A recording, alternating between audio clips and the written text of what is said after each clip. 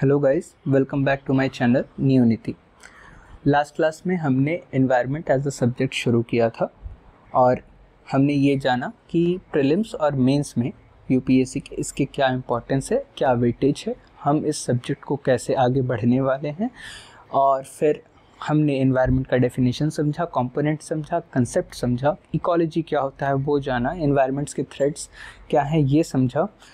इन सारी चीज़ों को हमने बहुत डिटेल में जाके समझा है। हमने ये भी जाना कि एनवायरनमेंट कैसे किसी जगह का कल्चर, सोशल और इकोनॉमिक फैक्टर डिसाइड करता है। इन सारी चीज़ों को हमने लास्ट क्लास में देखा था और जिन्होंने ये वीडियो नहीं देखा है, आई विल रिक्वेस्ट देम कि आप जा करके उसे देख लीजिए ताकि आप अच्छे से आज की क्लास में कनेक्ट बना कर रख सकें।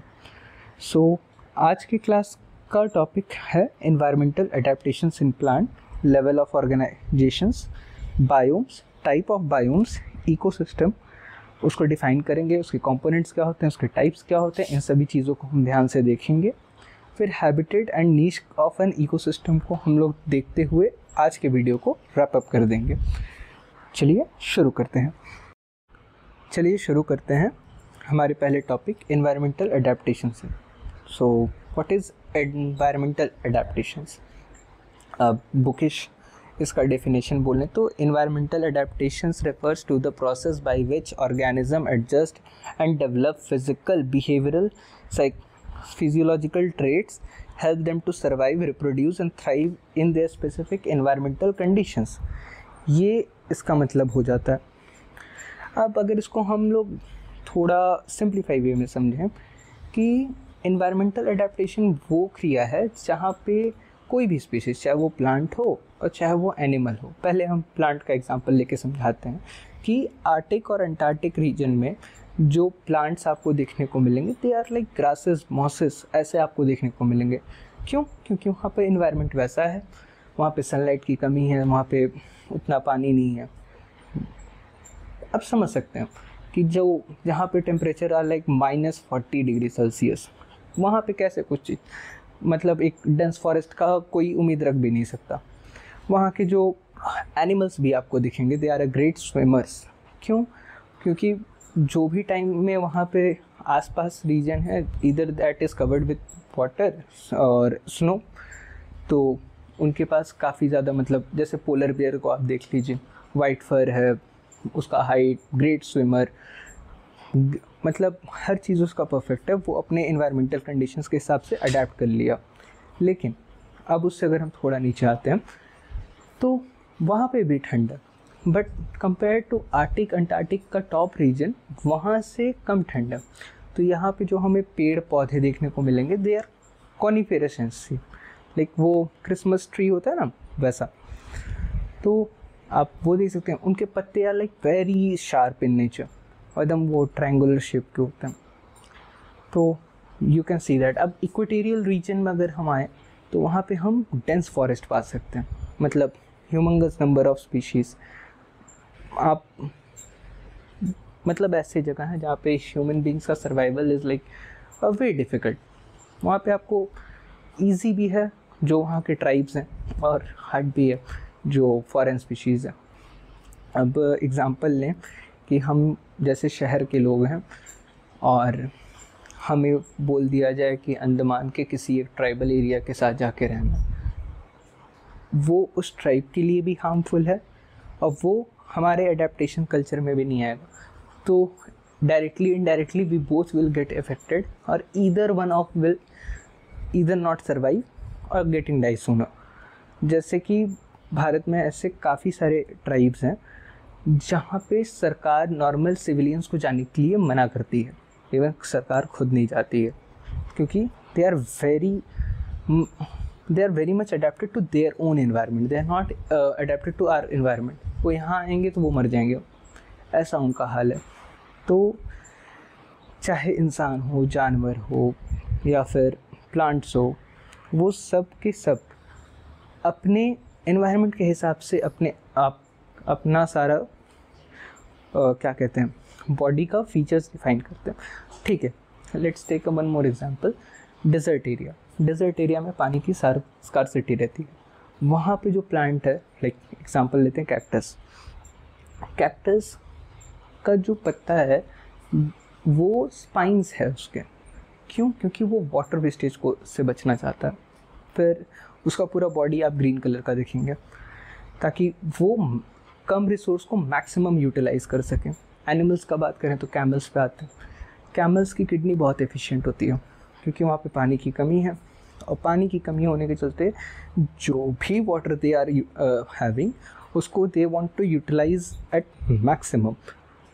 तो एनवायरमेंटल एडेप्टेशन आई गेस आप समझ चुके होंगे। एंड इसके साथ ही हम अपने नेक्स्ट टॉपिक की तरफ मूव करते हैं जो है ये एनवायरमेंटल एडेप्टेशंस के कंपोनेंट, स्ट्रक्चरल, फिजियोलॉजिकल और बिहेवियरल। हाँ, ये हम आपको बता चुके हैं कि कुछ लोग होते हैं जिनके स्ट्रक्चर्स में आपको चेंजेस देखने को मिलेगा। अब जैसे कि क्या एग्जांपल दे सकते हैं?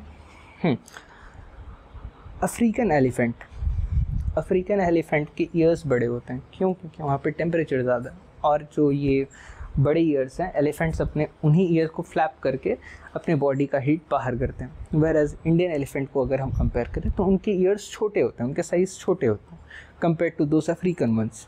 तो आप ये स्ट्रक्चरल चेंजेस देख सकते हैं।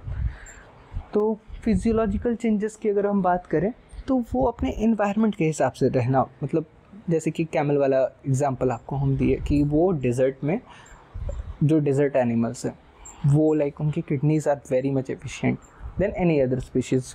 ठीक है। अब बिहेवियरल का बात करें तो बिहेवियर में भी एडेप्टेशंस आते हैं। जैसे कि कुछ पक्षी होते हैं, they are meant to live in एक सर्टेन टाइप ऑफ क्लाइमेट। ठीक है। तो वो माइग्रेट करेंगे, एक पर्टिकुलर सीज़न आएगा जिसमें वो माइग्रेट कर जाते हैं। सिमिलरली ऐसे ही देयर आर मेनी एनिमल्स जो एक पर्टिकुलर सीज़न में हाइबरनेट करते हैं। कुछ एनिमल्स होते हैं जो मतलब हाइबरनेट को तो आप जानते हैं कि पूरी सर्दियों में सोने को कहते हैं, वेयर एज एस्टिवेशन को कहते हैं कि पूरी गर्मियों में सोना। उसका एग्जांपल है फ्रॉग आपको गर्मियों में नहीं मिलेंगे, आपको बरसात में देखने को मिल जाते हैं। आपको हाइबरनेट करते हुए मिल जाएंगे, आपको एस्टिवेशंस में मिल जाएंगे, आपको बरसात में वो सबसे ज़्यादा मिलते हैं, लेकिन आपको गर्मी और ठंड में बहुत रेयर ही फ्रॉग देखने को मिलेगा। तो ये कंपोनेंट्स आप देख सकते हैं। हालांकि इनके बारे में हमने बात कर ली है, लेकिन फिर भी बताना था। अब जैसे कि इन्वायरमेंटल एडेप्टेशंस इन प्लांट का हम बात किए थे, तो वो जो एकदम आर्टिक वाला रीजन, आर्टिक अंटार्कटिक वाला रीजन हम आपको बताएं तो उसको टुंड्रा रीजन बोलते हैं। वेयर एज उससे जो नीचे का रीजन जो ठंडा है, कोल्ड फॉरेस्ट है, जहाँ पे प्लांट्स तो हैं, ट्रीज भी हैं, बट वो कॉनिफेरस वाले जो ट्रीज जहाँ पे मिल रहे थे उसको ताइगा रीजन बोलते हैं। वेयर एज जहाँ पे ये आपको डेंस फॉरेस्ट वगैरह मिल जाएगा तो उसको रेन फॉरेस्ट बोलते हैं। तो यहाँ पे हॉट ह्यूमिड कंडीशन रहता है, वेजिटेशन आपको एकदम मतलब पीक पे दिखेगा, हरियाली, dense forest and number of species, ये मतलब आपको यहाँ पे देखने को मिल जाएगा। और डेजर्ट एरिया तो हम लोग जानते ही हैं। अब इंडिया में it is Thar desert, Africa का Sahara desert, well known for everything, तो यहाँ पे we can get it.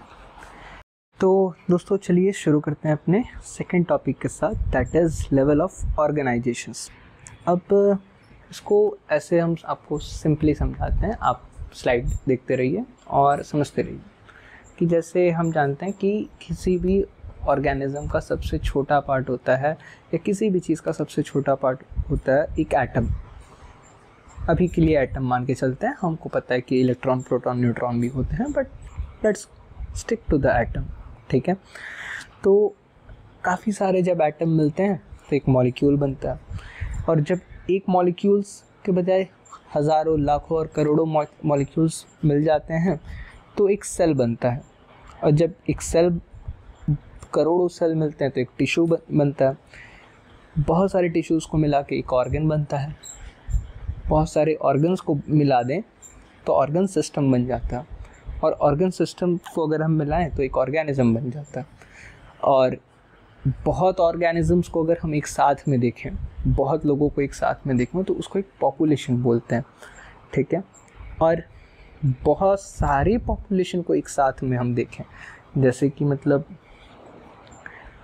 Suppose कीजिए कि आप जहाँ पे रहते हैं, आप जिस अपार्टमेंट में रहते हैं, उसका एक सर्टेन नंबर ऑफ पॉपुलेशन होगा, बट आप जिस एरिया में रहते हैं वहाँ पे मैक्सिमम किस टाइप के लोग रह रहे हैं, एक टाइप ऑफ कम्युनिटी बिल्डिंग होगी वहाँ पे।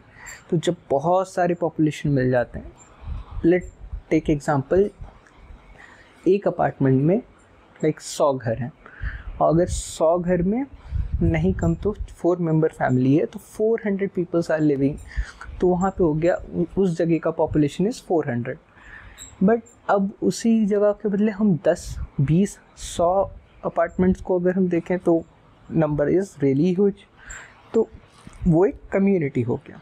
और वैसे अगर हम बहुत सारे कम्युनिटीज़ को देखें और उसके साथ उसका एक अबायोटिक फैक्टर, अच्छा अबायोटिक फैक्टर का मतलब हुआ कि वो चीज़ें जो नॉन लिविंग है बट हमारे आसपास में है, जैसे कि जिस डिवाइस पे आप हमको सुन रहे हैं वो, या फिर आपके कानों में लगा ईयरबड्स, बेड, लैपटॉप, आपका बोर्ड, मैप, आपका स्टडी टेबल, आपका पेन, जो भी, वो सारी चीज़ें अबायोटिक में आती हैं। जब हम कम्युनिटी और अबायोटिक फैक्टर को एक साथ मिला देते हैं तब एक इकोसिस्टम बनता है। और जब एक इकोसिस्टम बहुत सारे इकोसिस्टम्स में बदल जाता है तो उसे हम बायोम कहते हैं। और बायोम बहुत सारे इकोसिस्टम्स को मिलाकर बनता है, लेकिन जब बहुत सारे बायोम्स को अगर हम मिला दें तो बायोस्फीयर बनता है। आई गेस हम आपको समझाने में सक्षम हैं। तो आप ऐसे समझिए, जो यहाँ पे ये आपको सर्कल दिख रहा है स्लाइड पे, इस पे जो वाइट कलर के पैचेस हैं उसे अगर आप इकोसिस्टम माने, और उतने सारे इकोसिस्टम्स हैं और वो सारा इकोसिस्टम मिला करके एक बायोम बन रहा है। और वैसे जब हज़ारों या फिर जितने टाइप के बायोम्स को मिला देंगे तो एक बायोस्फीयर बनेगा। ये हुआ। और चलिए हम शुरू करते हैं बायोम क्या होता है ये बताते हुए। तो व्हाट इज़ बायोम? तो स्लाइड के हिसाब से बोलें तो they are the region of the biosphere are divided on the basis of climatic conditions, vegetation, adaptation to flora and fauna. The climatic condition determine the boundary of the biome, plants and animals living in that biome. अब इसको अगर हम simplified manner में आपको अगर हम समझाएं तो बायोम एक वो रीजन है कि जिसकी बाउंड्री वहाँ डिसाइड होती है जहाँ पे किसी चीज़ का क्लाइमेटिक कंडीशंस चेंज हो जाए। अब इसको हम कैसे आपको समझाएं? हाँ, अब जैसे तुंद्रा ताइगा वाला आपको एक हम बताए थे कि तुंद्रा रीजन में there is extremely cold region, whereas taiga में थोड़ा कम है। तो तुंद्रा एक टाइप का बायोम है और टाइगा एक टाइप का बायोम है। इक्वेटोरियल रेन फॉरेस्ट एक टाइप का बायोम है, ठीक है। ग्रासलैंड अलग बायोम है, डिजर्ट एरिया अलग बायोम है, ठीक है। Ocean life, marine life, floating water, river, seas, ये अलग अलग टाइप के बायोम हैं, ठीक है। तो अगर हम टाइप्स ऑफ बायोम्स में बात करें तो मेजरली 2 टाइप्स के बायोम होते हैं, एक टेरेस्टेरियल, एक हुआ एक्वाटिक। टेरेस्टेरियल में हम आपको बता चुके हैं कि तुंद्रा है, ताइगा है, ग्रासलैंड्स है, डिजर्ट्स है, फॉरेस्ट है ना। ये सारे टेरेस्टेरियल हैं जो ज़मीन पे हैं, ठीक है। ज़मीन पे भी हर जगह देयर इज़ डिफरेंट कंडीशंस। आप नॉर्थ ईस्ट चले जाइए, वहाँ का कुछ अलग इकोसिस्टम है, अलग इन्वायरमेंट है। आप थार डेजर्ट चले जाइए, वहाँ अलग है। आप जम्मू कश्मीर चले जाइए, वहाँ पे ठंड है।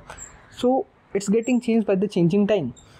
एक्वाटिक में भी देयर इज़ डिफरेंस, मतलब रिवर है, सी है, ओशन है, कोरल रीफ है, मैंग्रोव्स है, वेटलैंड है।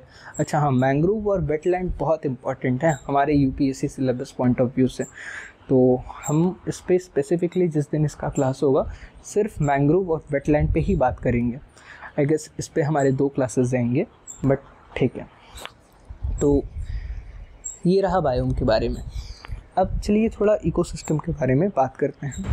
तो जैसा कि अभी हमने आपको बताया लेवल ऑफ ऑर्गेनाइजेशन में कि इकोसिस्टम कैसे बनता है, तो चलिए इसको थोड़ा डेप्थ एनालिसिस करते हैं कि कम्युनिटी प्लस अबायोटिक फैक्टर हमने ये बोला।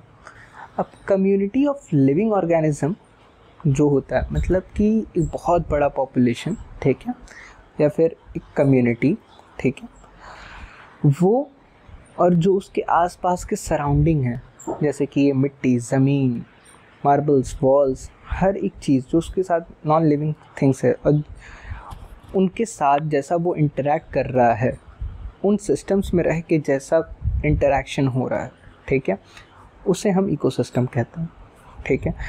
कंपोनेंट्स ऑफ इकोसिस्टम में बात करें तो दो टाइप के कंपोनेंट्स होते हैं, ठीक है, बायोटिक और अबायोटिक, ठीक है।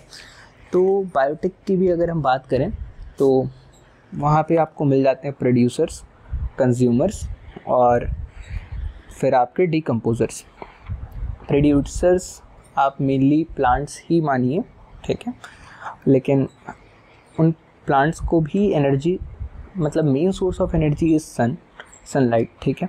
तो सनलाइट को ध्यान में रख लीजिए, it is the main source of energy. But फिर प्लांट्स जो है वो ऑटोट्रॉफ्स कहे जाते हैं, ठीक है। और ग्रीन प्लांट्स की हम बात कर रहे हैं तो they are the producers. Consumers मतलब वो प्लांट्स खा रहा है वो, या फिर वो कार्निवोर भी हो सकता है जो हार्बीवोर को खा रहा है, या वो ओमनीवोर हो सकता है जो वो प्लांट्स भी खा रहा है और जो एनिमल्स को भी खा रहा है। ह्यूमंस की बात करें तो ह्यूमंस आर ओमनीवोर्स, तो आप ऐसे समझ सकते हैं, और वो हेट्रोट्रॉफ्स में आते हैं।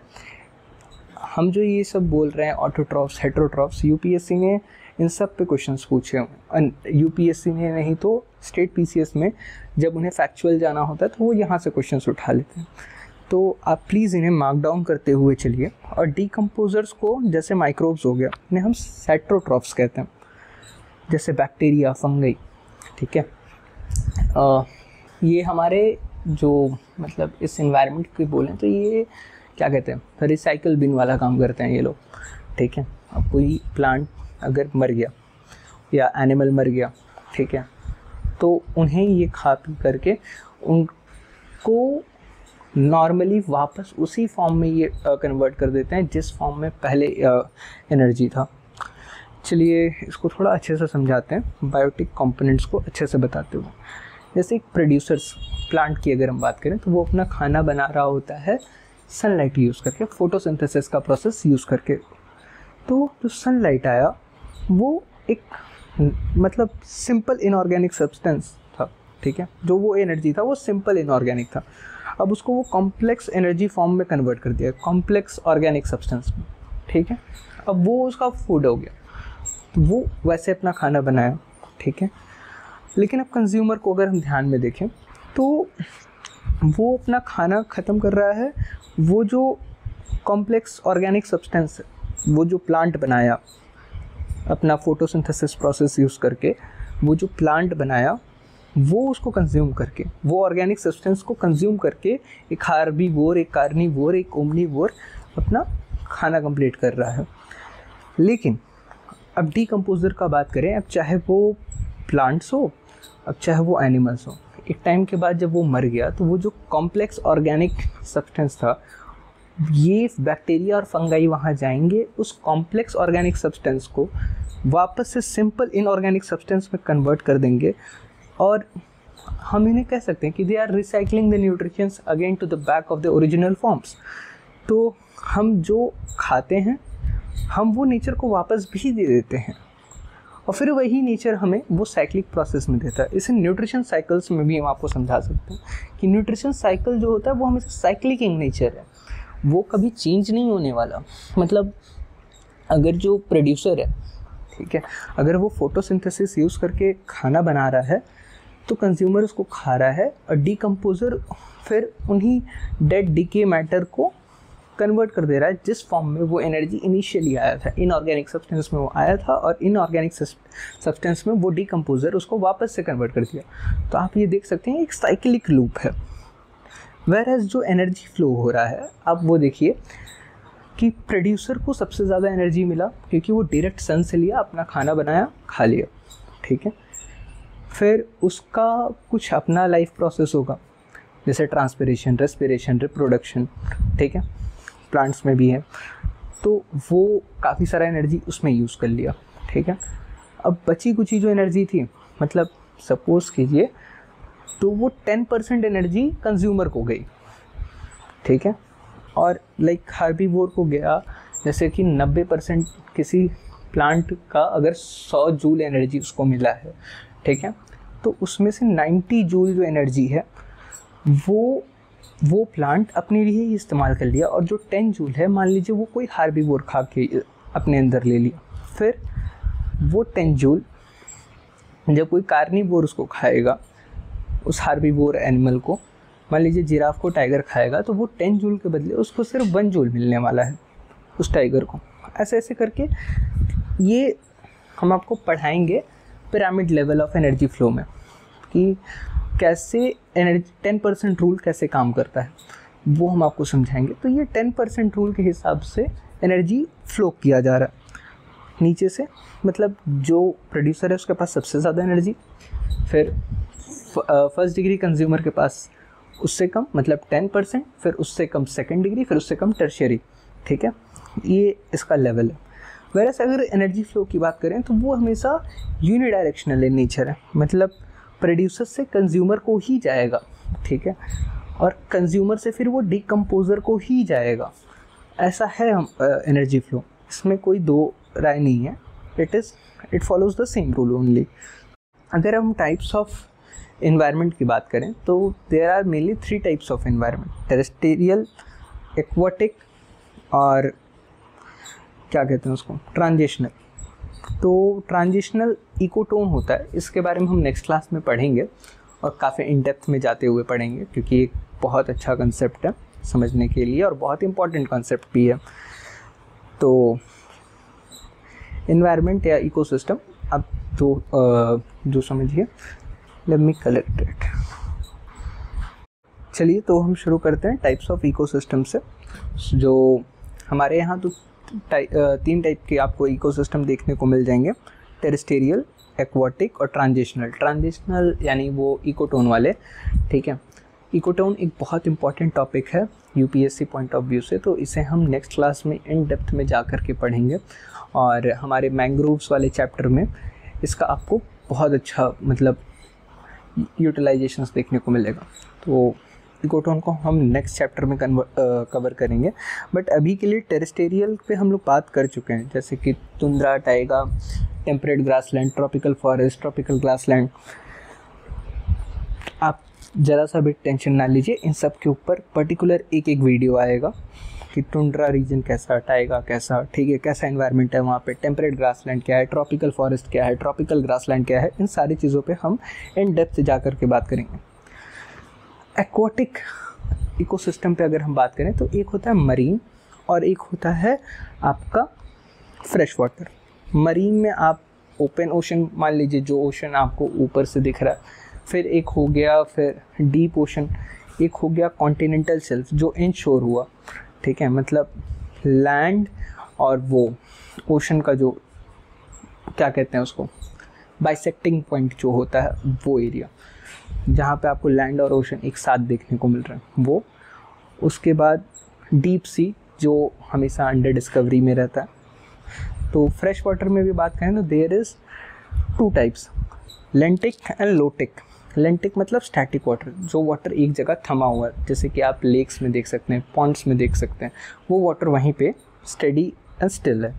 लेकिन लोटिक वो है जो रनिंग वाटर है, जैसे कि आप रिवर देख लीजिए, वो हमेशा चल रहा है। स्ट्रीम देख लीजिए, कहीं से कोई झरना गिरे जा रहा है, रनिंग वाटर है, एक जगह रुका हुआ नहीं है, वो आगे चले जा रहा है, आप वो देखिए। ट्रांजिशनल यानी आप वेटलैंड्स देख लीजिए, मैंग्रोव्स देख लीजिए। ट्रांजिशनल का मतलब वही है कि इस रीजन में आपको मतलब मेन बात है स्पीशीज़ बहुत ज़्यादा देखने को मिलेंगे और यूनिक स्पीशीज़ आपको बहुत देखने को मिलेंगे, क्योंकि ये वो रीजन है जो लैंड और वाटर का मतलब ओशन का एकदम होता है ना बीच वाला पॉइंट, जहाँ पे आपको स्नेल और भी पता नहीं क्या क्या आपको ऑर्गेनिज्म देखने को मिल जाएंगे, ये वो रीजन है। तो इसमें हम लोग इन डेप्थ में जा कर के बात करेंगे। तो ये था टाइप्स ऑफ इकोसिस्टम में, आपको इतना बताना था हमको। चलिए अब शुरू करते हैं हमारे आज के लास्ट टॉपिक के साथ, हैबिटेट एंड नीश का डिफरेंशिएशन जानते हुए। सो हैबिटेट अगर हम आपको समझाएं तो ये एक ऐसा फिजिकल प्लेस है जहाँ पे एक ऑर्गेनिज्म रहता है, they physically live over there, okay. एक फ्रॉग जो है वो पॉन्ड में रहता है, लेकिन नीश जो है वो ये बताता है कि वो ऑर्गेनिज्म वहाँ पे कैसे रह रहा है। ठीक है, students do get confuse between habitat and niche, and आपको हर साल, हर ऑल्टरनेट साल में आपको हैबिटेट एंड नीश के ऊपर बहुत सारे मतलब यूपीएससी, स्टेट पीसीएस के सवाल देखने को मिल जाएंगे, या अदर गवर्नमेंट सर्विसेज जो यूपीएससी कंडक्ट करवाता है, आपको उसमें इसके सवाल डेफिनेटली देखने को मिलेंगे। या फिर आप मान लीजिए ये करंट अफेयर्स के पार्ट से भी बहुत इंपॉर्टेंट रहता है, आपको आए दिन कुछ ना कुछ इसमें दिखने को मिलेगा ही। तो जो इसका फंक्शनल रोल है जो ये प्ले करता है कि वो ऑर्गेनिज्म वहाँ पे रह कैसे रहा। जैसे कि अभी हम बोले कि हैबिटेट वो है कि जैसे कि एक पॉन्ड में एक फ्रॉग रहता है, लेकिन वो उस पॉन्ड में रहने के लिए वहाँ के जितने इंसेक्ट है उसको खा लेता है, और फिर उसको एक स्नेक आता है और उसको वो खा जाता है। तो वो उसका नीश है कि वो कैसे रह रहा है, वो अपना लाइफस्टाइल कैसे जी रहा है, वो हो गया नीश। ठीक है, हैबिटेट मतलब ये कि हम आपको बता तो चुके हैं कि वो स्पीशीज़ वहाँ पे रहते कैसे, और नीश का मतलब ये कि वहाँ पे कैसे रह रहा है वो। जैसे कि यहाँ पे हम स्लाइड पे भी लिखे हैं, अ फिजिकल प्लेस और area where an species live, grow and thrive. मतलब कि कोई एक पर्टिकुलर स्पीशीज़ है, ठीक है, वो वहाँ पे रह रहा है, अपना जीवन यापन कर रहा है। जैसे कि इंसान का ही अगर हम बात करें तो वो एक पर्टिकुलर इन्वायरमेंट में रहता है। अब नीश पे बात करें तो वो वहाँ कैसे रहता है, क्या वो वहाँ पे आईएएस ऑफिसर है, क्या वो वहाँ पे इंजीनियर है, क्या वो वहाँ पे डॉक्टर है, क्या वो वहाँ पे चोर है, डाकू है, डकैत है, क्या है वो उसका नीश है कि वो अपना पेट पालने के लिए कर क्या रहा है, वो हुआ उसका नीश। ठीक है, लेकिन वो वहाँ पे रहता है, एक पर्टिकुलर इंसानों की कम्युनिटी में वो रहता है, वो उसका हैबिटेट हो गया। I guess I am very much clear about it कि आप समझ चुके होंगे हैबिटेट और नीश में फ़र्क क्या है। आई हैव रिटन 2-3 पॉइंट्स इसके, आप इसको गो थ्रू कर लेंगे तो this is more than enough. So आज की क्लास में इतना ही था। अगर आपको ऐसे और वीडियोस देखने और आपको लगता है कि these videos are actually beneficial for you, so please do subscribe my channel and follow for more such videos, and please leave your comment below in comment section। और हाँ, इस वीडियो के सारे जो लेक्चर्स के नोट्स हैं वो हम लिंक गूगल ड्राइव के साथ अटैच कर देंगे, आप उसको जाके डाउनलोड कर लीजिएगा और आप उसको यूज़ कर सकते हैं। और हाँ, हम आज से इस वीडियो के हिसाब से, क्योंकि फर्स्ट वीडियो में कोई क्वेश्चंस वगैरह देने के मतलब कोई क्वेश्चंस उससे आने का चांसेस था नहीं, क्योंकि हमने सिर्फ इंट्रो डिस्कस किया था कि इन्वायरमेंट है क्या और उससे हम कैसे डील करने वाले हैं, और कुछ बेसिक कंसेप्ट थे, तो इसलिए हमने उस पर ज़्यादा क्वेश्चंस डाले ही नहीं। बट इस वीडियो से आने वाले 39 वीडियोज़ तक हम सारा चीज़ का क्वेश्चंस, चाहे वो मेंस लेवल के क्वेश्चंस हो और चाहे वो प्रीलिम्स के कुछ प्रैक्टिस क्वेश्चंस हो, वो सारा हम विदिन 24 आवर्स इस चैनल पे कमेंट सेक्शन में डाल दिया करेंगे। वो पिन रहेगा, आप जाके वहाँ से देख सकते हैं। Thank you for watching the video, please subscribe my channel.